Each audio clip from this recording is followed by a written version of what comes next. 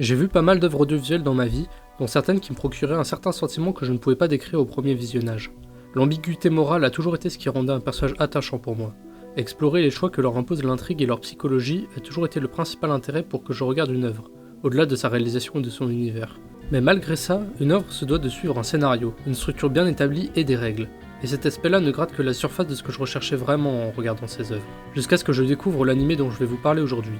Un animé peu connu qui s'émancipe un maximum de toutes les conventions que j'ai citées et des codes narratifs pour vous faire vivre une expérience esthétique étrange, cryptique, anormale, mais profondément magnifique. Aujourd'hui, je vais vous parler de Sonny Boy.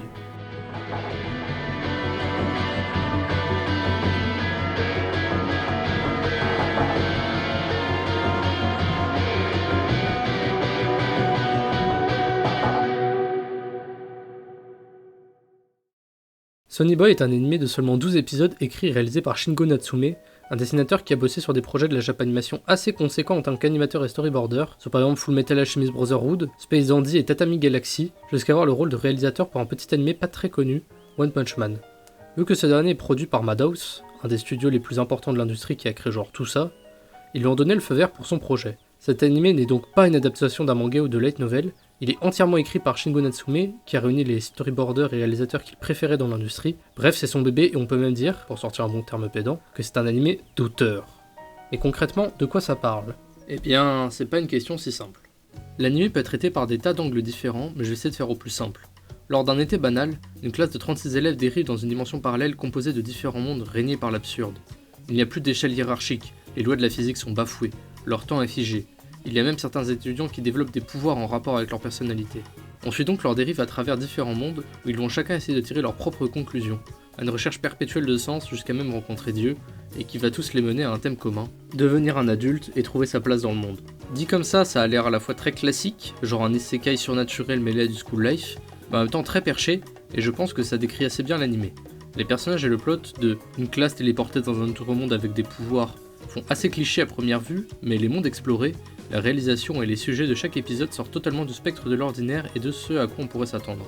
Parmi eux, on a un épisode sur le mythe de la tour de Babel, un sur deux jumeaux qui se battent contre une éternité qu'ils réinitialisent en boucle pour littéralement un cheveu de différence, ou même sur la ligue de baseball des singes. C'est pas une blague et c'est un des meilleurs épisodes.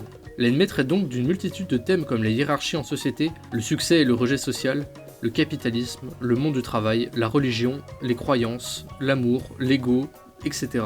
Bref, c'est très vaste. Mais du coup, pourquoi c'est aussi bien ?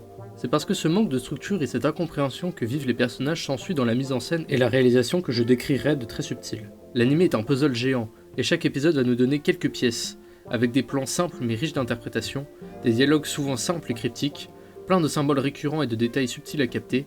C'est une série à multiples interprétations possibles et niveaux de compréhension, dans une recherche continue de casser les codes en se permettant de monter les épisodes dans le désordre chronologiquement, s'abstenir de mettre une musique de fond pour nous laisser dans un silence total, faire des épisodes entiers dédiés non pas à l'intrigue mais à des persos secondaires et des mondes très perchés, bref, vous l'avez compris, ça ne suit que très peu de règles. Cela se voit même dans la structure du scénario. Toute narration classique part d'un conflit. Par exemple, Spider-Man se fait mordre par une araignée et a pour responsabilité de sauver toute la ville. Dans Titanic, le conflit c'est la romance tragique. Dans SNK, c'est la survie face aux titans. Bref, il y a toujours un conflit qui sera résolu de manière soit satisfaisante, soit tragique, soit un mélange des deux.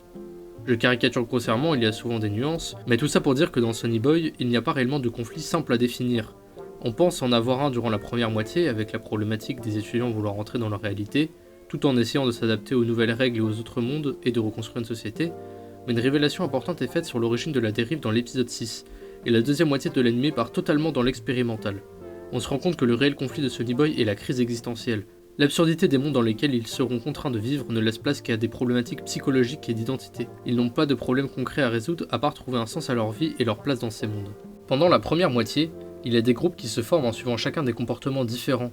Certains tombent dans la croyance aveugle d'un messie, d'autres tombent dans le despotisme et reproduisent une société humaine imitant la réalité, et enfin le duo de protagonistes Nagara et Mizuho, deux étudiants ne correspondant à aucun groupe et qui sont souvent rejetés, enviés ou méprisés pour leurs pouvoirs surpuissants que je ne vais pas vous révéler, suivent plus leurs émotions et leurs valeurs, et ils seront accompagnés par d'autres étudiants suivant leur philosophie comme Rajdani ou Nozomi, et ils vont tous ensemble essayer de résoudre, entre guillemets, ces mondes absurdes et de trouver comment revenir à leur réalité, tout en grandissant et en apprenant de ces mondes. 殺されたのは球審じゃない。殺されたのは野球だ。あ？何言ってんの？この目で見た。あいつちゃんとできるんじゃねえかよ。 Un autre des choix de l'auteur qui diffère totalement des normes narratives est de ne montrer que très rarement les pensées des personnages et de se passer des classiques monologues. Il explique très bien en interview. Il y a beaucoup de monologues internes dans l'animation japonaise. C'est quelque chose que je n'aime pas, et j'ai donc décidé de les supprimer. Si le spectateur veut comprendre les motivations des personnages, je voudrais qu'il ne se concentre que sur ce qu'il se passe à l'écran, à la façon dont les personnages agissent, mais aussi à la façon dont leurs actions et leurs paroles peuvent se contredire. J'ai pris soin d'insérer de telles contradictions afin de développer la complexité des personnages, les symboles cachés, etc. Évidemment, pour cette raison, j'ai dû écrire les storyboards avec beaucoup de subtilité et de sensibilité. Les personnages ne sont donc pas définis par un narratif qui nous est balancé explicitement sans subtilité, mais plutôt par des symboles récurrents, par des flashbacks assez courts, et par leurs actes, leurs paroles et leurs expressions faciales. En fait, c'est très existentialiste comme animé.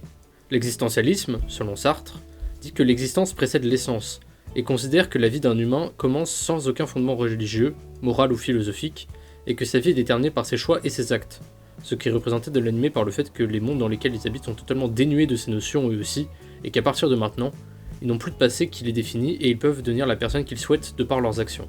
人って生まれただけじゃ価値なんてないんだよ。だからその後の人生でその意味を見つけなくちゃいけない。与えられたものに最初から価値が決まってる、意味が備わってるなんて、なんか他人任せで気持ち悪いよ。Voilà, j'essaie de vous faire une présentation assez analytique de ce dont parle l'animé, mais en soi toutes ces clés de compréhension ne sont pas nécessaires à apprécier l'animé. Sonny Boy c'est aussi un plaisir esthétique qui nous véhicule son message en nous faisant voir et ressentir des choses que l'on n'a jamais vues. Il possède un ton unique à la fois si simple, subtil et silencieux, mais qui nous plonge dans une profonde angoisse existentielle. Toute la présentation visuelle est travaillée et sublime. L'animé se permet des décors vraiment esthétiques et colorés, en gardant toujours un équilibre dans la colorimétrie. Les chara-designs sont assez variés, on en a de très simples pour les deux personnages principaux, sûrement pour aider l'identification du spectateur à ces derniers. D'autres un peu plus originaux, dont celui surtout de Rajdani, qui a vraiment un look très différent de ce dont on a l'habitude de voir dans un animé. Bref, visuellement, même si on n'aime pas les chara-designs style années 90 un peu modernisés, on ne peut pas dire que les plans et les décors ne sont pas bien composés. Sérieux, il y a au moins des dizaines de plans par épisode qui pourraient être des fonds d'écran. Pour continuer à parler de la forme, développons un peu sur le montage et surtout les musiques, qui sont juste exceptionnelles. C'est assez subjectif, mais bon, après avoir écumé le net, un avis très commun sur l'animé c'est « J'ai rien compris mais l'OST est incroyable ». Et c'est ce qui personnellement m'a introduit à l'animé, en cliquant au hasard sur l'OST sur YouTube. Vous en entendrez quelques-unes depuis tout à l'heure, qui sont juste instrumentales, mais il y a aussi un bon nombre d'insert songs, soit des chansons chantées par plein d'artistes différents et qui ont chacune une séquence dédiée à elles seules dans l'animé, ce qui est encore un choix que j'adore. Ça change putain, c'est une bouffée d'air frais d'avoir une séquence avec très peu de dialogue et juste un montage musical qui est bien en tant que tel. Pour celles instrumentales, elles sont vraiment belles aussi. En toile de fond, il n'y en a pas une seule qui est de trop et elles nous immergent et nous disent des choses sur ces mondes. Surtout comme exemple je prendrai le thème de Yamabiko, le chien qui parle, qui a un thème reflétant son histoire. Elle commence comme très calme et lente, comme l'errance sans but du jeune homme. Puis petit à petit ça évolue en une ambiance onirique correspondant à la nature divine de la fille qu'il rencontre et apprend à aimer, qui possède un pouvoir contrôlant toute loi physique.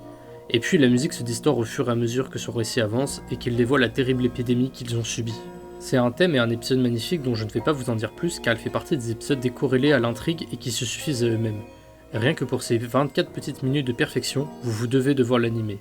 Et sinon, il y a aussi l'absence de musique, en particulier dans l'épisode 1, dans le monde du néant, qui nous met dans un inconfort face au vide que ça crée, qui invite à la contemplation et qui instaure cette ambiance si familière de quotidien silencieux, mais ce dans des mondes totalement absurdes. En tout cas, même jusque dans les visuels et l'utilisation de la musique, ça soutient l'esthétique et le message de l'animé. Tout ce que j'ai cité, aussi bien sur la forme que sur le fond, rejoint la vision artistique de Baudelaire, qui disait que l'art n'existe que pour lui-même. Le sujet de l'art n'est pas la vérité car cela diminuerait son émotion esthétique. Et justement avec ce regard on voit bien que chaque épisode n'a que lui-même comme sujet, et que quand on dézoome sur l'animé dans sa globalité, on voit qu'il n'y a aucune vérité applicable qui expliquerait tout un sens à cette intrigue. C'est une succession d'expériences de vie et de subjectivité qui s'entremêlent, aucune essayant d'avoir de morale ou de sens défini, pour que vous puissiez vous fonder le vôtre justement. Bref, l'œuvre a selon moi pour objectif l'art pour l'art. C'est pour cela que je pense que même si ça peut paraître être un animé très complexe, on peut le comprendre très simplement avec ce regard. Il n'y a pas de but autre que nous faire ressentir quelque chose, de nourrir l'âme. On peut cependant s'amuser à décortiquer chaque épisode, chercher du sens à chaque symbole et relier les points. Mais encore une fois tout cela, ce sont des jeux de l'esprit qui vont toujours nous ramener à ma conclusion, bien qu'évidemment chacun tirera son sens de tout ça une fois l'animé fini. Et pourtant il y a beaucoup à dire et à interpréter sur chaque histoire individuelle que raconte chaque épisode. Mais pour l'instant je me contente de vous présenter la globalité, Ce qui est déjà un exercice difficile vu comment c'est hétéroclite. Mais j'aimerais beaucoup discuter du sens de chacun d'eux aussi, juste pas pour tout de suite. Bon, il y a encore un autre angle que j'ai pas abordé, qui est l'aspect métaphysique de l'œuvre avec toutes ces idées de réalité parallèle, cette idée comme quoi la réalité est le positif, les protons, et ils seraient les neutrons, et donc ils sont l'antithèse du réel, mais bref, c'est déjà assez compliqué comme ça. Je mentionne juste pour vous montrer à quel point il y a à creuser avec cet animé et comment c'est représenté de manière originale, avec toutes ces formes psychédéliques qui semblent inconcevables, comme par exemple ce Tesseract, la visualisation en 3D d'un cube en 4 dimensions, ce qui appuie l'ambiance surréaliste de ces mondes. Et enfin, dernier point c'est promis, ça réussit à parler de la vie et de la mort de manière très frontale, nous proposant une vision qui peut avoir l'air à la fois très nihiliste mais qui est en fait remplie d'espoir dans ce non-sens total du monde. Ah, 魂なんてものはなくて、意識は何の意味もなく生まれてただ消えていく。人生は果てしない徒労だ。でも全くの無意味だからこそ、生きているこの瞬間、その輝きは尊いと思うんだ。それはその時、その人だけのものだからね。何の意味もないこの世界だけど、でも時折素敵なことが起きる。だから僕らはやっていける。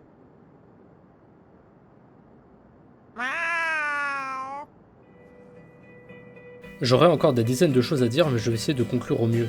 Sonny Boy est un animé riche, que ce soit en termes d'idées de narration, de mise en scène, de sujets traités, de sens et d'émotions.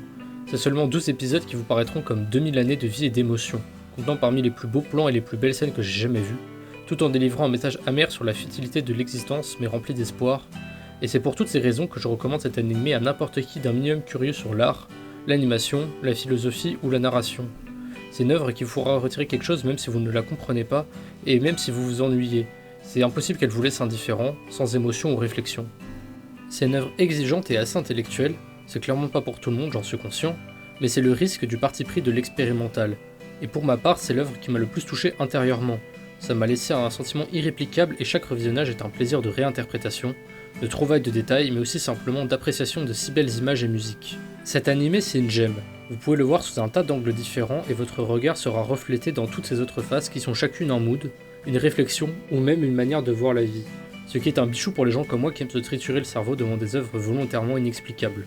Bref, regardez Sonny Boy, n'hésitez pas à être curieux et à chercher tout le tas d'autres œuvres cachées comme celle-ci qui n'attendent que d'être trouvées. J'espère que cette vidéo motivera au moins quelques personnes paumées à regarder cette œuvre, et plaira peut-être à un autre gars encore plus paumé francophone comme moi qui gratte la moindre miette de contenu possible sur cet animé. On arrive à la fin, n'hésitez pas à laisser un commentaire pour discuter joyeusement de cette œuvre, ou même pour me parler d'autres œuvres qui vous tiennent à cœur, ou alors pour me dire que c'est de la branlette intellectuelle. Je suis curieux de vos retours et recommandations, et je serais ravi de créer un espace de discussion pour les quelques petites pépites comme ça. Sur ce, je vous laisse, on se trouve je sais pas quand pour soit reparler de Sonny Boy pour approfondir, si ça vous intéresse, ou alors je referai une présentation d'une autre œuvre un peu plus connue cette fois. Merci d'avoir regardé et prenez soin de vous. 人生はまだこれからだ。先はもう少しだけ長い。今目と目が合ったその瞬間からダウンロードされた全て許されたここにいてもいいから